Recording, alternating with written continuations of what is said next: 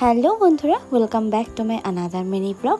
আজকে সারা দিন বাড়িতে, তাই ভাবলাম যে সারা দিন বাড়িতে থেকে মোটামুটি কি পাগলামি হয় বা কি আমি অ্যাক্টিভিটি করি তোমাদের সাথে একটু শেয়ার করা যাক।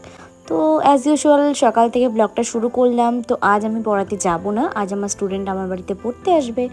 তো এই যে দুষ্টুমি আর পড়ার ফাঁকে মা এসে ওকে আমার কিছু ছবি দেখাচ্ছিল ছোটোবেলাকার। তারপরে ও আমাকে বলেছিল যে ম্যাম আমার পড়া হয়ে গেলে আমি তোমার ডলগুলো নিয়ে একটু খেলবো।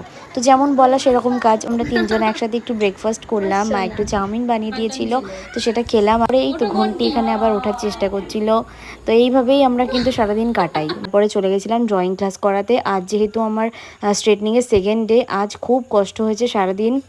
চুলটা খুলে এই গরমের মধ্যে কিচ্ছু করতে পারিনি, না বাঁধতে পেরেছি না কিছু, ওইভাবেই সারাদিনটা কাটাতে হয়েছে। তারপরে সন্ধ্যাবেলা একটুখানি ভাবলাম যে বার্গার খেতে যাই, কারণ অনেক দিন বার্গার খাওয়া হয়নি। একটু খাওয়া দাওয়া করে তারপরে বাড়ি